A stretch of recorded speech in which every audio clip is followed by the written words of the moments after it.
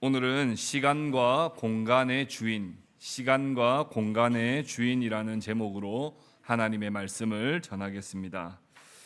여러분들은 예수님과 어떤 관계입니까? 이 질문은 신앙생활에 있어서 가장 중요한 질문입니다. 내가 신앙생활을 한다라고 하는 것은 내가 예수님과 새로운 관계, 특별한 관계를 맺었다라고 하는 것을 의미합니다. 그러나 우리는 신앙생활을 처음 할 때부터 나와 그리스도와의 관계를 생각해 보기보다 교회 생활, 경건 생활이라는 것을 통하여 우리는 그것이 신앙생활이다라고 우리는 배워왔습니다. 교회 생활을 하기 이전에, 경건 생활 이전에 가장 근본적으로 정립되어야 하는 것은 나와 그리스도가 어떤 관계에 있는가, 그리고 더 나아가 우리와 그리스도는 어떤 관계에 있는가 라고 하는 것이 정리가 되어야 비로소 신앙생활이라는 게 시작이 됩니다. 그것이 정리가 안 되면 예수님과 그릇된 관계 속에서 뭔가 신앙 행위를 하기는 하는데 즐겁지도 않고 보람되지도 않고 가치롭지도 않고 그저 그 활동들이 자기 만족과 자기 의를 채우는 수단으로 전락해버릴 가능성이 매우 높습니다. 주님과의 관계에서 시작되지 않은 신앙생활들은 다 자기 의예요. 주님과의 관계 속에서 시작되지 않은 모든 신앙적 행위는 자기 만족에 불과합니다. 여러분들은 주님과 어떤 관계 속에 있습니까?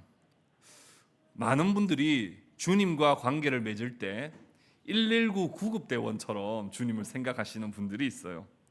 어쩌다가 한번 급할 때 도움을 요청할 수 있는 그런 분? 아니면 119, 112 경찰관처럼 나를 위협하는 존재가 나타났을 때 그때 도움을 요청하는 분 정도로 생각하고 그렇게 주님과 관계를 맺는 분들이 계세요. 또 이런 분들도 계십니다. 주님을 우리 집에 찾아오시는 손님 정도로 생각하시는 분이 계세요. 여러분, 우리 집에 찾아오는 손님은 어떻습니까? 반갑습니다. 그리고 손님이 찾아오면 정성껏 대접합니까? 안 합니까? 합니다. 그런데 오늘 안 가겠대요, 자기 집으로. 그럼 어때요? 불편해요. 근데 오늘만 안 가는 게 아니라 일주일 동안 머물다 가겠대요. 불편해 죽겠어요. 근데 일주일만이 아니라 한 달 동안 지내겠다? 1년 동안 지내겠다. 그러면 불편해서 막 쫓아낼 겁니다. 예수님과 관계를 맺을 때 우리가 처음엔 기쁨으로 환영합니다. 그분을 받아들여요. 그리고 그분께 우리의 정성을 바칩니다. 그런데 우리와 함께 하는 건 부담스러워요. 나와 함께 거하는 건 매우 번거롭고 싫단 말입니다. 우리 주화가 아빠를 싫어할 리 없습니다. 그러나 아빠가 내 방에 계속 마음대로 들어오는 건 싫다 이거예요. 6살인데 아빠 그림을 그려가지고 이거 금지 표시 있죠? 이거를 아빠 얼굴에다가 금지 표시를 해서 집 문 앞에 이렇게 방 앞에 붙여놨어요.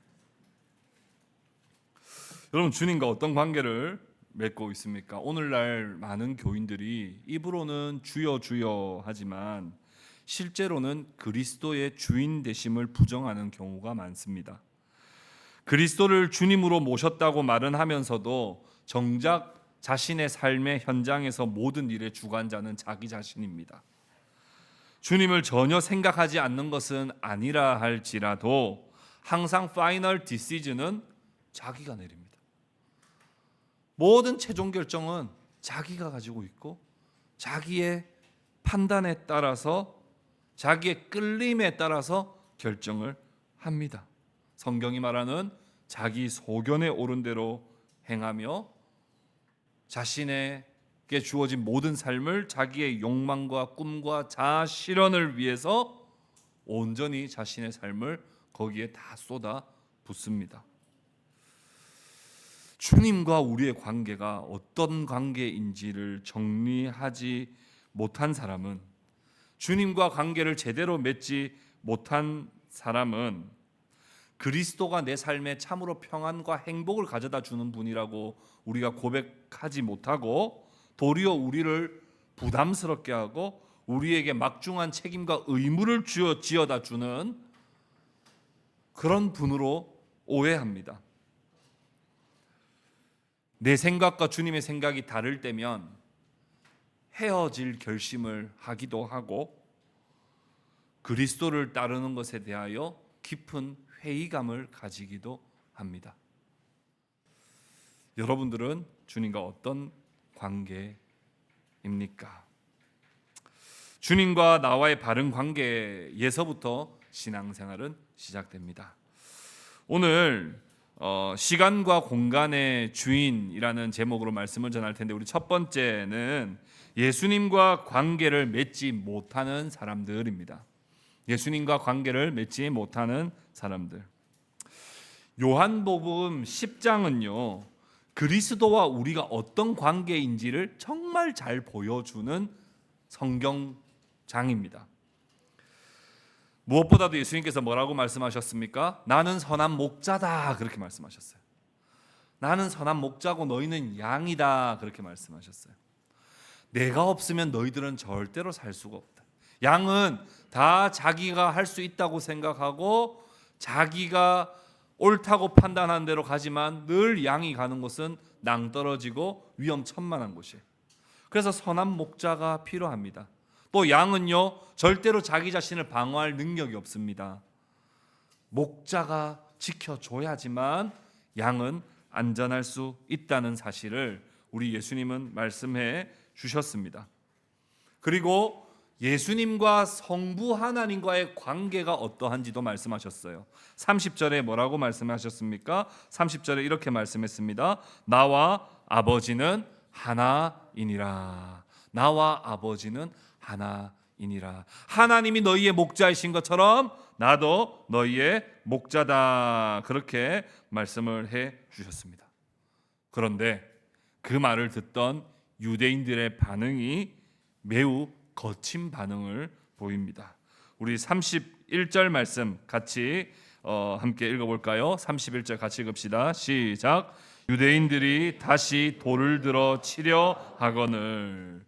예수님을 향해 돌을 보이는 대로 다 집어가지고 저 사람을 죽여버려야 되겠다 하는 마음에 그 살기가 아주 가득한 채로 거칠게 예수님을 죽이려고 하는 유대인들의 모습을 오늘 본문에서 보게 됩니다. 이들은 예수님과 가까워질래야, 도무지 가까워질래야 가까워질 수 없는 사람들처럼 보입니다. 예수님이 말씀만 하시면 그것이 못마땅하고 그것을 받아들이기가 어려워서 이를 바득바득 갈고 돌을 주워가지고 예수님을 향해 던질 준비를 하고 있는 것이죠. 예수님께서 요한복음 10장에서 이렇게 가르침을 하셨을 때 더 분위기가 많이 격양이 되어 있습니다만은 예수님이 이런 경험을 처음 하신 것이 아니라는 사실을 여러분 잘 알고 계실 것입니다. 예수님이 말씀하실 때마다 그 갈등은 계속 깊어졌고 분위기는 점점 험악해져서 이 수전절이라고 하는 절기에 성전을 거니시는 예수님을 향해 그들은 네가 죽든지 내가 죽든지 누구 하나는 죽어야 되겠다 하는 마음으로 지금 예수님과 아주 지금 대치 상황 가운데 있는 것입니다. 여러분 조금 잘 한번 따라와 보십시오. 요한 복음을 이해할 때 우리가 절대 놓치지 말아야 할 포인트들이 있습니다. 이 포인트들을 잘 알면 요한 복음이 좀 풀립니다. 어떤 포인트냐 하면 요한 복음은 절기 사이클을 따라서 예수님의 사역이 진술됩니다. 절기들을 계속 등장시켜요. 그리고 예수님이 계속 성전에 계속 오세요. 자, 절기는 뭐가 관련이 있죠? 오늘 제목을 한번 생각해 보십시오. 절기는 무엇과 관련이 있죠? 시간과 관련이 있습니다. 성전은 무엇과 관련이 있어요? 공간과 관련이 있습니다. 예수님은 그들이 소중하게 생각하는 시간, 그들이 의미를 두고 있는 공간에 계속 나타나세요. 그리고 계속 말씀하신다는 거예요. 예수님은 그들이 중요하게 생각하는 시간, 그들이 의미를 부여하고 있는 공간에 계속 나타나셔서 말씀을 하시는 것은 도대체 어떤 의미일까 하는 부분들이 우리가 오늘 이 본문 말씀을 풀어내는데 중요한 키가 됩니다. 요한복음 5장에 보면요, 예수님이 유대인들이 가장 소중하게 생각하는 그 4계명, 10계명 4계명 가운데 있는 그 날이 어떤 날이죠? 안식일이죠. 예수님은 계속 유대인들의 심기를 불편하게 만들 작정은 아니나 그들과 계속 갈등이 고조되도록 할 만한 안식일에 계속 무슨 일을 하세요. 안식일에 계속 뭔가 싸워보자는 듯이 그 유대인들은 그렇게 느꼈을 거예요. 예수님이 특별히 요한복음 5장에 보면요, 38년 된 병자를 고치십니다. 그러면서 요한복음 5장 17절에 보면 예수님이 이렇게 말씀하세요. 아버지께서 일하시니 나도 일한다. 이렇게 말씀하세요. 아버지께서 일하시니 나도 일한다. 그러면서 예수님이 안식일의 참된 주인이심을 그렇게 말씀하시는 거예요. 너희들이 소중하게 매주 지키고 있는 안식일, 그치? 근데 내가 그 안식일의 주인이다라고 하는 사실을 선포하신 셈인 거죠. 요한복음 5장 지나서 6장으로 바로 넘어가면요, 예수님은 유월절이라고 하는 그 유대인들이 가장 소중하게 생각하는 그 절기에 오병이어의 기적을 행하시면서 요한복음 6장 35절에 보면 내가 하늘에서 내려온 생명의 떡이다라고 하는 사실을 또 유월절에 그렇게 말씀을 하세요. 예수님은 유월절 어린 양으로 오셨다는 사실을 보여주신 것이죠. 세례 요한도 이렇게 말한 적이 있습니다. 보라, 저가 세상 짐을 지고 가는 하나님의 어린 양이로다, 이렇게 말한 적이 있죠. 그러니까 예수님은 그들이 생각했던 절기, 그들이 의미를 부여하고 있는 절기 때마다 계속 나타나세요. 요한복음 7장으로 넘어가면 또 보면 초막절에 예수님이 또 그들에게 나타나셨습니다. 초막절은 광야 생활을 하는 동안에 하나님이 지켜주신 것을 기억하는 절기인데, 그때 예수님께서 이렇게 말씀하시죠. 요한복음 7장 37절 38절에 보면 영원한 내가 생수이며 빛이라고 그렇게 말씀을 하세요. 나를 믿는 자는 성경의 이름과 같이 그 배에서 생수의 강이 흘러나오리라, 그렇게 초막절에 예수님이 그렇게 말씀을 또 하신다는 거예요. 그리고 오늘 요한복음 10장에 또 수전절이라고 하는 절기가 또 등장합니다. 이 수전절은 제가 한 2주 전인가 말씀을 드렸습니다마는 수많은 나라들의 침략을 당했던 이스라엘이 이제는 헬라, 그리스로부터 침략을 받았을 때 안티오쿠스 4세라고 하는 헬라 왕이 유대인들을 완전히 모욕을 주려고 성전에 돼지 피를 발라버리고 제우스 신상을 가져와가지고 성전에다가 세웠죠. 그러니까 이 유대인들이 얼마나 분했는지 모릅니다. 그때 마카비 일가가 혁명을 일으킴으로써 그들을 쫓아내고 성전을 깨끗하게 다시 정돈했다 해서 그날을 기억하여 수전절이라고 하는 절기를 지켰는데요, 그 절기 때 예수님이 또 나타나셔서 예수님께서 자기가 참된 성전이심을, 그리고 자신이 참되게 너희들을 새로운 삶으로 초대할 분이시라는 사실을 알려주신 것이죠. 예수님은 절기 때마다 성전에서 중요한 시간에 중요한 장소에 계속 나타나셔서 자신이 주인이심을, 자신이 너희들의 참된 구원자이심을, 자신이 여러분들의 진정한 왕이심을 예수님은 계속해서 나타내 보이고 계신다 라고 하는 사실을 우리는 기억해야 됩니다. 그런데 그때마다 갈등은 계속해서 커져 갔습니다. 두 번째 우리가 좀 생각해야 될 것은 그들이 미처 깨닫지 못했던 것들이 있습니다. 그들이 미처 깨닫지 못했던 것들.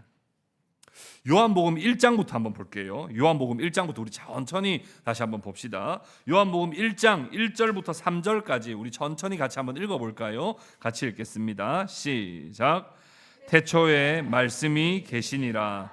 이 말씀이 하나님과 함께 계셨으니 이 말씀은 곧 하나님이시니라. 그가 태초에 하나님과 함께 계셨고 만물이 그로 말미암아 지은 바 되었으니 지은 것이 하나도 그가 없이는 된 것이 없느니라. 예수님께서는 태초부터 계셨다는 거예요. 태초부터 하나님과 함께 계시면서 우리 예수님은 이 세상을 창조하신 분이시라는 거예요. 예수께서 그냥 요셉의 아들로 마리아의 아들로 그냥 태어난 것이 아니라 이분은 시간을 뚫고 공간 속으로 들어오신 참 사람이시지만 그러나 태초부터 하나님과 함께 계셨던 제2위이신 하나님이시며 이 세상을 창조하신 창조주라고 하는 사실을 요한복음 1장 1절부터 그렇게 말씀을 하시고 있는 것이죠. 그분이 시간을 뚫고 공간 속으로 오셨어요. 사람들의 반응은 어땠을까요? 9절부터 11절까지 봅시다. 요한복음 1장 9절부터 11절 같이 읽어봅시다. 시작. 참 빛 곧 세상에 와서 각 사람에게 비추는 빛이 있었으니 그가 세상에 계셨으며 세상은 그로 말미암아 지은 바 되었으되 세상이 그를 알지 못하였고 자기 땅에 오매 자기 백성이 영접하지 아니하였으나. 시간을 만드신 분이세요. 예수님이 하나님 삼위 하나님께서 이 세상을 창조하실 때 아무것도 없었습니다.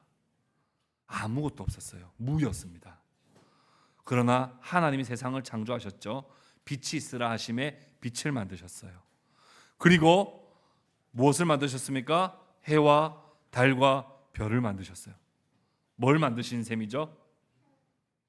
오늘 제목을 한번 생각해 보시죠. 뭘 만드신 셈이죠? 시간을 만드신 분이세요.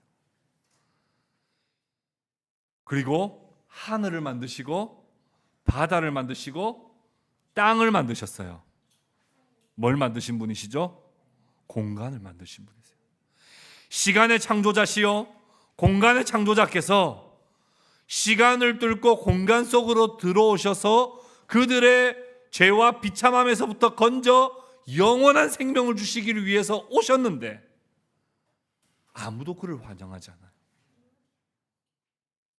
왜요? 주인의 자리를 빼앗기고 싶지 않거든요.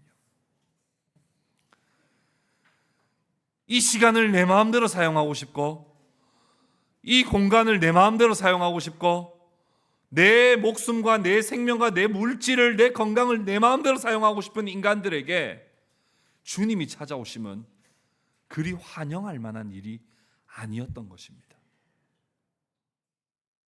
그래서 우리는 본의 아니게 사실은 주님을 향해 돌을 들고 있는 사람은 성전에서 주님의 말씀을 듣고 주님과 대적하고 있는 유대인들이 아니라 사실은 그 모습이 우리의 모습이신 거죠. 내 시간은 내가 마음대로 사용할게요. 주님이 관여하시지 않았으면 좋겠습니다. 제 공간은 좀 저한테 적합한 공간으로 좀 만들게요. 제 돈은 제가 열심히 일해서 번 거니까 좀 제 마음대로 좀 씁시다. 주님을 향하여 우리 안으로 오지 말라고 돌을 들고 있는 모습은 그 당시 2000년 전 유대인들의 모습일 뿐 아니라 우리의 모습이라는 거예요. 근데 그분은 참 하나님이십니다. 요한복음 1장 14절 말씀 같이 읽어봅시다. 시작. 말씀이 육신이 되어 우리 가운데 거하심에 우리가 그의 영광을 보니 아버지의 독생자의 영광이요 은혜와 진리가 충만하더라. 예수님은 인품이 좋은 분도 아니요 불쌍한 사람들을 많이 도와주신 그런 좋은 분도 아니요 인생의 중요한 가르침을 주신 그런 좋은 선생 철학자도 아닙니다.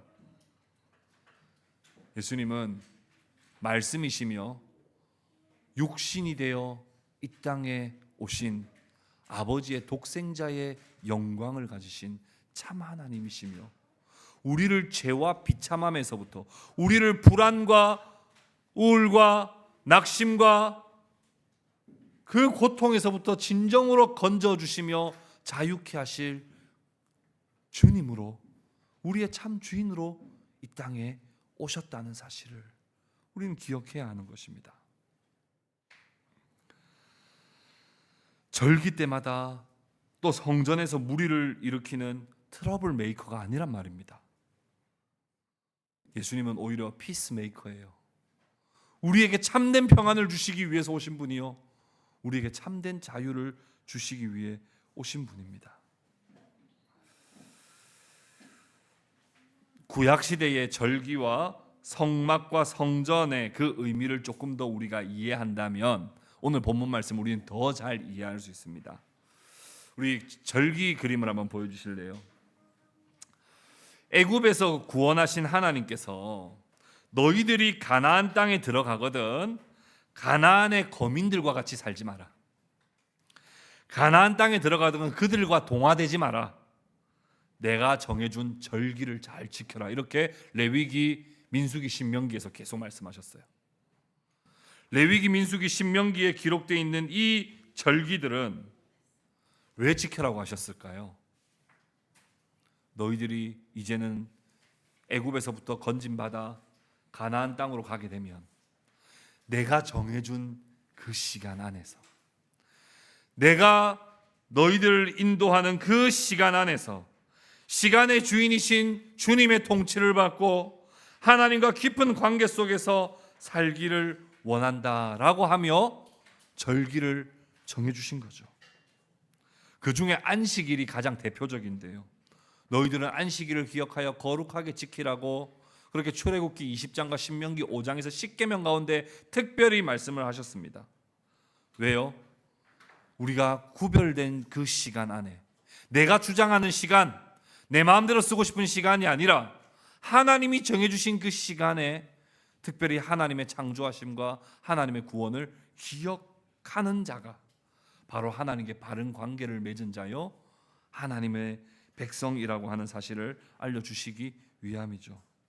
두 번째 그림 보여주실래요? 이건 땅 분배 그림입니다. 애굽에서 구원하신 하나님께서 가나안 땅에 들어갈 때 어떤 걸 말씀해 주셨어요? 내가 정해준 땅에 가서 살아라, 이렇게 말씀하셨어요. 유다 지파는 여기 가서 살아, 스불론 지파는 여기 가서 살아, 납달리 지파는 여기 가서 살아. 경계를 다 정해주셨어요. 하나님이 모든 공간의 주인이시라. 우리가 거하고 있는 공간, 우리가 가는 학교, 우리가 보냄을 받는 회사, 그 모든 공간은 하나님이 우리를 보내신 곳이요, 하나님이 그곳의 주인이시라는 거예요. 그래서 그곳에서 우리는 하나님을 예배하고 그곳에서 하나님을 섬기며 살아야 하는 것이죠. 그런데 이스라엘 백성들은 어떻게 해요? 이 자리가 마음에 안 든다며 이쪽으로 옮겨가고 저쪽으로 옮겨가고 이쪽에서 싸우고 저쪽 싸우고 침략하고 그렇게 되어갔단 말이에요. 그 다음 그림 보여주십시오. 두 개 같이 있나? 이건 성막이죠. 성막은 어떤 의미가 있습니까? 시간과 공간의 주인이신 하나님께서 내가 너희와 항상 함께 있는다는 것을 보여주시는 가장 중요한 그림입니다. 항상 이 모든 진영의 정중앙에 성막을 세우게 하거든요. 내가 너희가 어디로 가든지 내가 너희와 함께 있는다.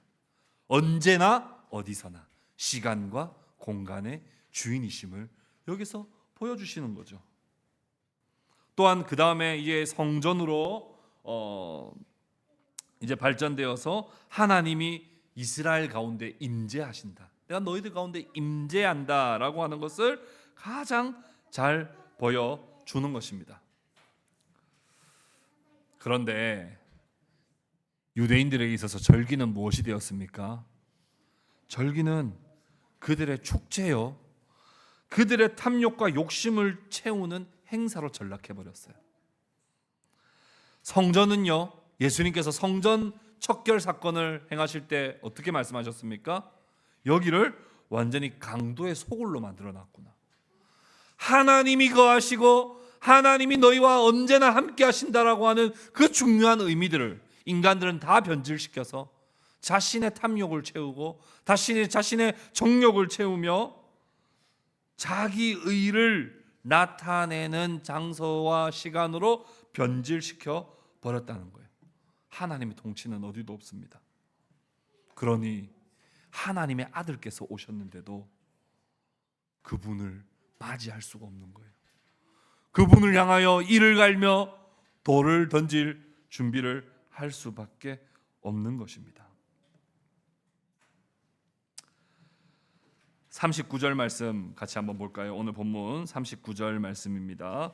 우리 39절 같이 읽어볼까요? 시작. 그들이 다시 예수를 잡고자 하였으나 그 손에서 벗어나 나가시니라. 돌을 던지려 하다 못해 안 되겠다, 당장 체포해서 집어넣자 하고 예수님을 잡으려 하는데 예수님께서 그 자리를 벗어나셨습니다. 오늘의 결론 부인 세 번째, 예수를 믿고 주인으로 모시는 사람들입니다. 예수님께서 얼른 그 자리를 피하셨습니다. 그리고는 어디로 가셨냐면 요단강을 아예 건너가 버리셨어요. 우리 요단강 건넌다 할 때 이렇게 천국 간다 하는 의미로 천국 가셨다 이 말이 아니라 실제로 그 지리적으로 요단강을 건너셨다고요. 요단강을 건너 도망가셨어요. 그런데 그곳에 보니까 예수님이 오자마자 많은 사람들이 또 몰려들기 시작했습니다. 그들에게 똑같은 말씀을 전하셨어요. 그런데 거기에 있던 사람들은 정말 그 말씀을 겸손한 마음으로 받는 거예요.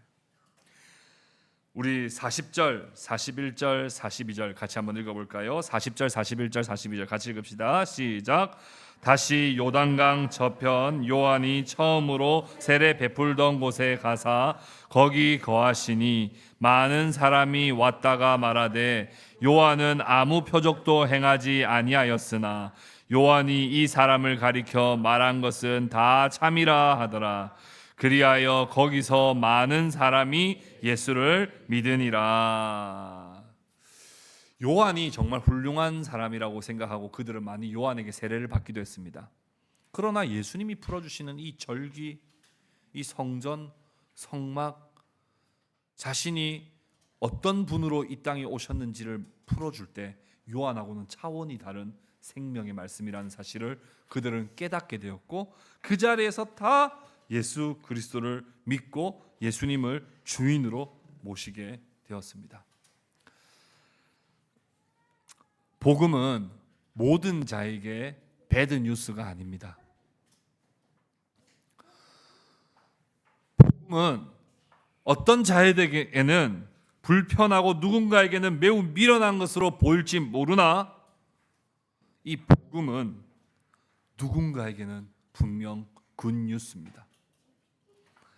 복음 안에서 모든 짐을 내려놓고 주님을 따라 주님을 의지하며 살아갈 때 그들에게는 세상에서는 알 수 없었던 하나님만이 주시는 평안과 행복을 누리게 되는 것이죠. 사랑하는 성도 여러분, 시간과 공간을 여러분들이 꽉 쥐고 있지 마십시오. 그 시간을 창조하시고 공간을 창조하신 하나님께서 지금도 이 시간 속에서 공간 속에서 여러분들의 삶을 친히 인도하고 계십니다. 그 운전대를 주님께 좀 맡기세요. 그러면 주님이 우리의 삶을 가장 복되게 인도해 주시고 우리는 그동안에 겪어왔던 그 수많은 책임감과 괴로움과 외로움에서부터 우리는 정말 해방되어 주님 안에서 참된 자유를 우리는 누리게 되는 것입니다. 시간을 창조하시고 공간을 창조하신 주님께서 시간과 공간의 주인이심을 고백하며 모든 시간을 그리스도 중심적으로, 모든 공간이 그리스도 중심적인 삶, 그런 삶을 한번 여러분들 살아보시기를 바랍니다. 그렇게 살려고 노력했던 사람들 중 일부를 소개해드리자면 그분들이 누구냐면 수도원에 살았던 수도사들이에요.